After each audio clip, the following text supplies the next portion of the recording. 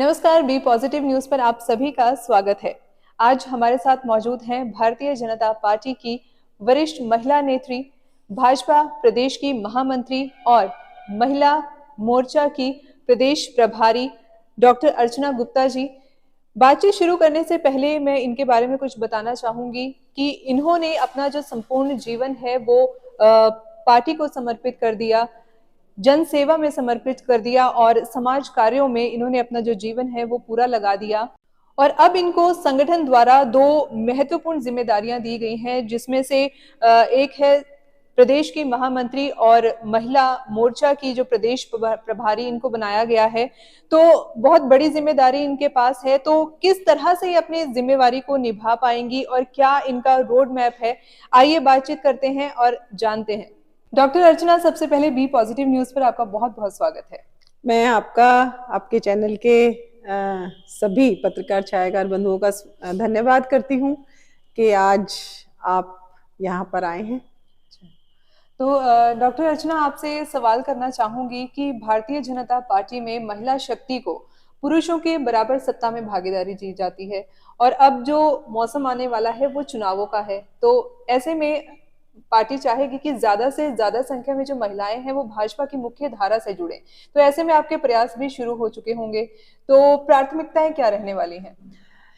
देखिए, भारतीय जनता पार्टी ही एक ऐसी पार्टी है जिसने महिलाओं को राजनीति में मुख्य धारा में जोड़ने का एक केवल कोशिश नहीं करी अपितु परिणाम दिए हैं। पिछले दिनों आपने देखा होगा कि पहली बार हरियाणा की धरती पर महिला सरपंचों को 50% आरक्षण मिला, जिससे महिलाएं जो हैं, जो हमारी कहते हैं कि गांव से राजनीति शुरू होती है, वहां से मुख्य धारा में वो जुड़ी। जब 50% आरक्षण हुआ तो बहुत सारे महिला चेहरे सामने आए। साथ ही साथ ये तो हमारे प्रदेश में हुआ और केंद्र के स्तर पर, चाहे वो लोकसभा का इलेक्शन होगा, चाहे वो एमएलए का, असेंबली का इलेक्शन होगा, उसमें 33% महिलाओं को भागीदारी देने का काम भारतीय जनता पार्टी की केंद्र की सरकार ने किया है। और उसी दिशा में आज आप देख रहे हैं कि 3 जैसे हमारे प्रदेश में महामंत्री बनते हैं, तो 33% के हिसाब से उन्होंने महिला को एक प्रदेश में महामंत्री का स्थान दिया है। तो और उसी कदम पर हम आगे चलते हुए अपने संगठन में भी और सत्ता में भी, राजनीति में भी लगातार महिलाओं को आगे लेकर आने का प्रयास कर रहे हैं। और इसके कुछ रिजल्ट्स आप इस समय देख ही रहे हो, मैं आपके सामने एक परिणाम हूं और आगे आने वाले चुनावों में भी आप इसके रिजल्ट्स देखेंगे। अर्चना जी, जैसे कि आपने बात की थी कि भारतीय जनता पार्टी में जो है महिलाओं को भी 33% का जो आरक्षण की बात कही थी, तो क्या कुछ कहना चाहेंगी आप इस बारे में कि इतनी सीट्स भी जो है वो महिलाओं को मिले?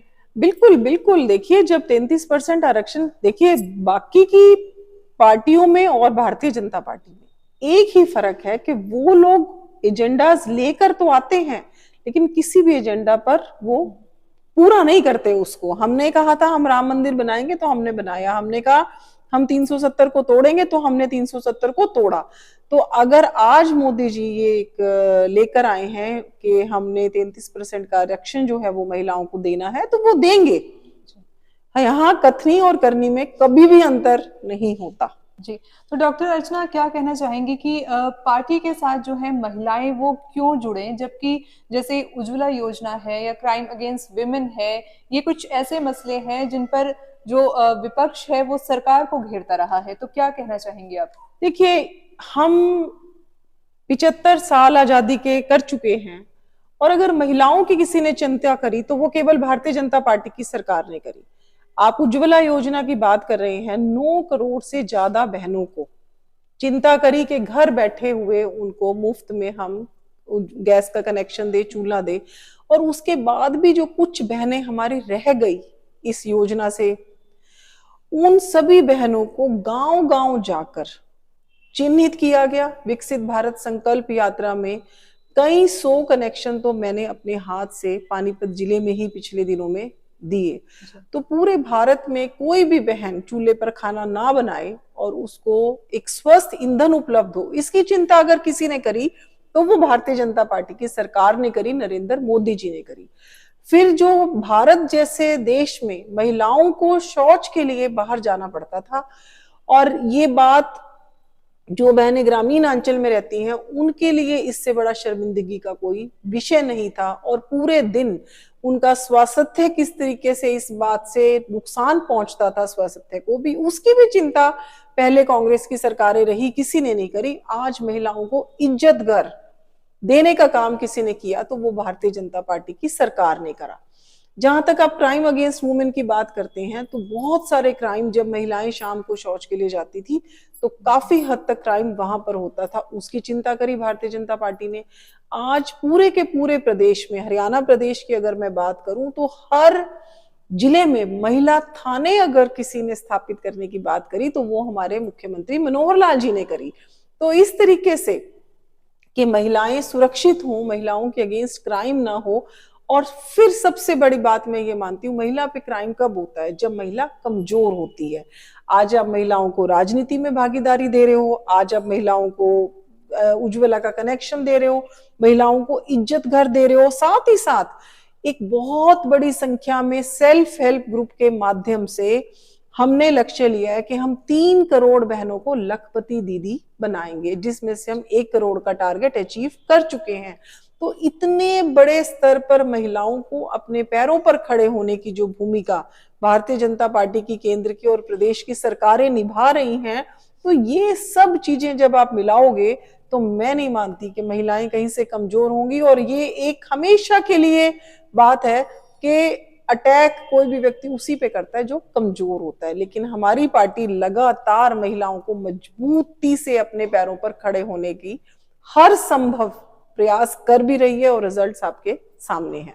जी, तो अर्चना जी, अगर मैं बात करूं इन दिनों महिला शक्ति की, तो विपक्ष में भी ऐसे 2 चेहरे हैं जो महिला शक्ति के बड़े नाम हैं, जैसे कुमारी शैलजा है, किरण चौधरी हैं, और ये दोनों ही अपनी अलग अलग यात्रा निकाल रही हैं। थोड़ी आपको क्या लगता है कि इनसे महिला शक्ति को मजबूती मिल रही है? देखिए, मैं एक बात कहना चाहूंगी, किरण जी, शैलजा जी सब अच्छे नाम हैं, पुराने राजनीतिक नाम हैं, लेकिन मैं ये मानती हूँ कि जब भी कोई राष्ट्रीय पार्टी होती है, जैसे हमारी भारतीय जनता पार्टी है, यहाँ पर हम एक विचार के साथ चलते हैं, यहाँ पर हम पार्टी के साथ चलते हैं। हमारी पार्टी में सिखाते हैं कि मैं नहीं हम, हमारी पार्टी स्वयं से व्यम सिखाती है। जबकि अगर आज आप कांग्रेस की पार्टी देखो तो जहां संगठन खड़ा नहीं हो पाया और अगर हर व्यक्ति पार्टी में अपनी अपनी यात्रा निकालेगा तो ऐसे मैं कहूंगी कि दिशाहीन विपक्ष के बारे में मुझे लगता है चर्चा करना भी समय बर्बाद करने वाली बात है। वो मानती हूं कि महिला शक्ति का प्रतीक है, लेकिन मैं ये मानती हूं कि स्वयं से व्यम, ये जो चीज है, ये जो विचार है, मैं, मुझसे बड़ा मेरा समाज, मेरा परिवार, परिवार से बड़ी पार्टी और पार्टी से भी बड़ा देश। और फिर मोदी जी तो कहते हैं वसुदैव कुटुंबकम, कि पूरा विश्व ही हमारा परिवार है। तो इस विचार से हम लोग चलते हैं। तो ये इंडिविजुअल यात्राएं और वो सब, ये मुझे ऐसे लगता है कि पूरी तरीके से कांग्रेस को पतन की तरफ ले जाएंगे।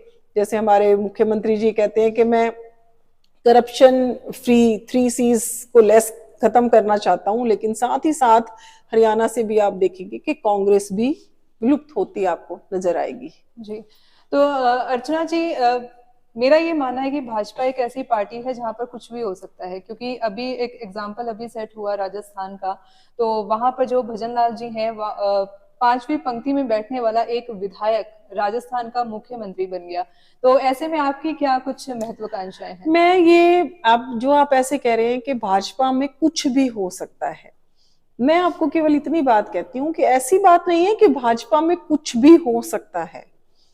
जो व्यक्ति, जो कार्यकर्ता जमीन से जुड़कर, फिर वही वाली बात, अपने ऊपर फोकस ना करके, अपने परिवार पर फोकस ना करके, जो समाज के हित की बात करता है, हर वर्ग के हित की बात करता है और अपने से बड़ा पार्टी को समझता है और पार्टी से भी ऊपर देश को सर्वोपरि मानता है और ये सोच के राजनीतिक क्षेत्र में आया है, उसका हमारी पार्टी, हमारा संगठन उसको भी उसी तरीके से महत्वता देता है। लेकिन जो लोग हमारी पार्टी में अपने ऊपर फोकस करते हैं, वो फिर पहली पंक्ति में ना रहकर कहीं ना कहीं पीछे चले जाते हैं। और जहां तक आप मेरी महत्वाकांक्षा की बात कर रही हैं, तो मैं शुरू से पहले मैं विश्व हिंदू परिषद में काम कर रही थी और उसके बाद लगातार भारतीय जनता पार्टी के संगठन में काम कर रही हूँ। तो हमारे यहाँ पर महत्वाकांक्षा संगठन की होती है। मैं संगठन में क्या कर सकती हूँ, संगठन जितनी मेरी उपयोगिता है उसको कहाँ बेस्ट पार्टी हित में और देश हित में लगा सकता है, इसकी चिंता भी हमारी पार्टी करती है, ना कि कोई व्यक्ति या कोई कार्यकर्ता करता है। जी, तो एक आखिरी सवाल मैं करना चाहूंगी कि भारतीय जनता पार्टी महिलाओं को जोड़ने की बात कर रही है, उनको ताकत दे रही है, तो आपको क्या लगता है कि आप क्या कुछ कर रही हैं इस दिशा में महिलाओं के लिए? कितनी महिलाएं आप जोड़ पाई हैं अब तक? देखिए कि अभी पहले मेरे पास पूरे के पूरे पानीपत जिले की मैं चिंता कर रही थी, तो हर स्तर पर हमने ब्लॉक स्तर पर महिला सरपंच जो हैं और ग्रामीण स्तर पर काफी महिलाओं को अपने साथ जोड़ा। उससे पहले मैंने महिला मोर्चा में भी काम किया और अब जो है प्रदेश स्तर पर जैसे मेरे को ड्यूटी मिली है और कल ही मुझे पार्टी ने जिम्मेवारी दी है कि मुझे महिला मोर्चा का प्रभारी भी नियुक्त किया है। तो मेरी कोशिश सबसे पहले यही रहेगी कि हर स्तर पर, जैसे कि ग्रामीण स्तर पर ग्रामीण आंचल से बहनें जो हैं वो हमारे साथ ज्यादा से ज्यादा जुड़े। और सबसे बड़ी बात मैं ये मानती हूँ कि आज जो महिला है ना पूरे भारत की, मैं केवल हरियाणा की महिलाओं की बात नहीं कर रही, महिलाएं जो हैं वो आज मोदी जी के साथ और मनोहर जी के साथ इसलिए जुड़ गई हैं कि उन्होंने उनको शौचालय प्रोवाइड करवाए, उन्होंने उनको उज्ज्वला दी, उन्होंने महिलाओं को घर दिया और जो घर है उसका रजिस्ट्री महिला के नाम से हो रही है, और फिर उन्होंने सेल्फ हेल्प ग्रुप के माध्यम से महिलाओं को रोजगार दिया। तो इतनी सारी चीजें, और फिर जनधन खाते की बात हो, चाहे दुर्घटना बीमा की बात हो, चाहे आप 80 करोड़ लोगों को 5 किलो राशन की बात हो, चाहे मनरेगा के थ्रू काम करने की बात हो, तो हर स्तर पर ये जितने भी काम हो रहे हैं इन सभी कामों से महिलाएं मजबूत हो रही हैं। और चाहे 3 तलाक की बात हो और चाहे जितने भी कानून जो अब नए आ रहे हैं जिनमें हमने महिलाओं को ज्यादा पावर्स दी हैं, तो हर स्तर पर महिलाओं को मजबूत करने का काम जो है वो भारतीय जनता पार्टी कर रही है। और उन महिलाओं, और सबसे बड़ी बात, पिछले दिनों मोदी जी ने कहा कि मैं जाति पाति में विश्वास नहीं करता, मेरे लिए 4 जातियां हैं, आपने अगर सुना होगा। और उन्हीं 4 जातियों को देखकर कल जो हमारा अंतरिम बजट आया है वो भी कि महिला हमारी एक जाति है, युवा हमारी एक जाति है, किसान हमारी एक जाति है और गरीब हमारी एक जाति है। तो इन 4 जातियों को देखकर अंतरिम बजट आया है जिसमें हम विकसित भारत की तरफ लगातार बढ़ रहे हैं। तो इन्हीं 4 जातियों को फोकस कर जब हम काम करते हैं, तो आज तक जो कांग्रेस है जो जातिगत राजनीति करती आई है, आज भारतीय जनता पार्टी वो जातिगत राजनीति उस तरीके से करती है कि महिला, युवा, किसान और गरीब आदमी आगे बढ़े, गरीबी की रेखा से ऊपर उठे, महिलाएं मजबूत हों। डॉक्टर अर्चना, आपने बी पॉजिटिव न्यूज से बात की, आपका बहुत बहुत धन्यवाद। आप यहाँ पर आए और आपने मेरे से एक चर्चा करी, महत्वपूर्ण चर्चा करी, तो मैं आपका भी बहुत बहुत धन्यवाद करती हूँ। Thank you ma'am. तो ये थी हमारे साथ भाजपा प्रदेश की महामंत्री और महिला मोर्चा प्रदेश की प्रभारी अर्चना गुप्ता जी। तो आप इस पोस्ट को ज्यादा से ज्यादा शेयर कीजिए और देखते रहिए बी पॉजिटिव न्यूज।